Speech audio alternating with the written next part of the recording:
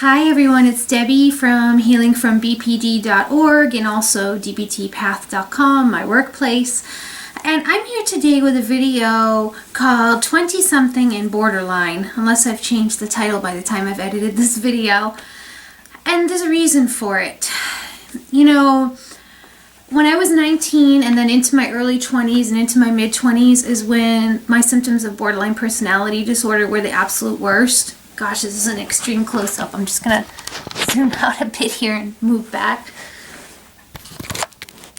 Okay, sorry about that. Keeping it real on this channel.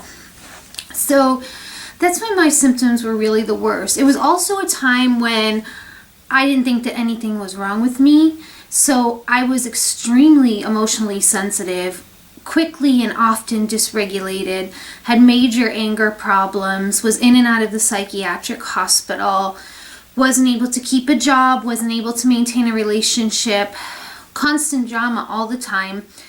And I have compassion for that part of myself now because she didn't know any better. She didn't have the resources. She didn't have the skills. You know, that was a time in my life that was very different than what is happening now. And it's not because of any, you know, hugely out of reach thing that actually helped me to make that kind of progress. Most of you know that I speak about dialectical behavior therapy, or DBT, quite a bit on both the healingfrombpd.org channels and also dbtpath.com. And it's because it is the modality that helped me to overcome borderline personality disorder, right, Frankie? Tell it. Tell the people. It is the modality that helped me. It is a therapy that helped me to get in touch with what was really going on inside, helped me to overcome the personality disturbances where I didn't really have a sense of identity. And it helped me, probably most importantly, beyond that particular item, to be able to handle my emotions in a way that caused me to self-destruct less and to self-sabotage a lot less. And that's really what made the difference in my life. And I look at these young women primarily in their 20s, and we have over at where I work online a number of people that attend every month, all ages, genders, all parts of the world. But I'm speaking specifically on the 20-somethings right now for a particular reason, and I tweeted about this as well, and it's that I'm so proud of those of you who are in your 20s who have the wherewithal about you and the wits about you to actually accept that you have the BPD diagnosis, at least just to the extent even of acknowledging you have it and wanting to get well, wanting to be better, wanting to overcome it, wanting to beat it, you know, because I wasn't there. I remember one time on my discharge papers from the psych ward, it said, rule out borderline personality disorder, and I never followed up, and I moved away, and I went to like other clinics, and I never had those files, you know, transferred because it really scared me, and I thought the nurse was out to get me, and she didn't like me, and that they were trying to like ruin my life. So, you know, it wasn't possible that I might have actually had the diagnosis, you know. And so when I see young people in their 20s, even into the late 20s, really acknowledging that they have this and being willing to work on it, it's something very special to me. It's something very powerful that I feel so inspired and motivated to help and mentor in the ways that I'm able to do so. And I just want to tell you guys that this is not an easy disorder to have. It's also not what they used to think was a psychiatric death sentence. That's what they used to actually refer to it as, if not in just the, you know, inner circles of the professionals, but even boldly and publicly in publications and on the internet. When I first started this blog that goes with this channel, healingfrombpd.org, I would search for things, and it would often be gloom and doom and really negative images and really negative text and not a lot of hope.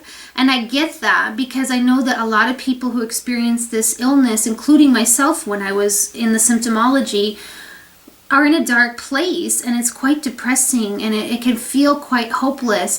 But I wanted to do something different. I knew that if I brought love and light and hope and encouragement to my own self with compassion and to my readers as the blog progressed and grew and became what it is today, that could make a difference, and it has.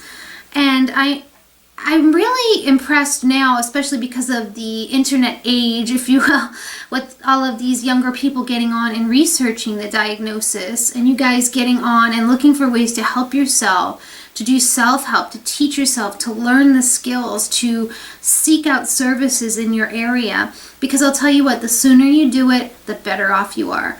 The sooner you start getting help and finding the modality and the therapy that works for you. Now, DBT worked for me. That's why I've gone on to teach it and try to help other people through that modality. It may be something else for you. I like to say that there's no one-size-fits-all therapy, so you have to dabble and find what works for you. DBT has been immensely successful for a lot of people who have not just BPD, but emotion dysregulation issues, emotional sensitivity, that sort of thing. And so you guys have the opportunity to seek out these services and find the help that you need.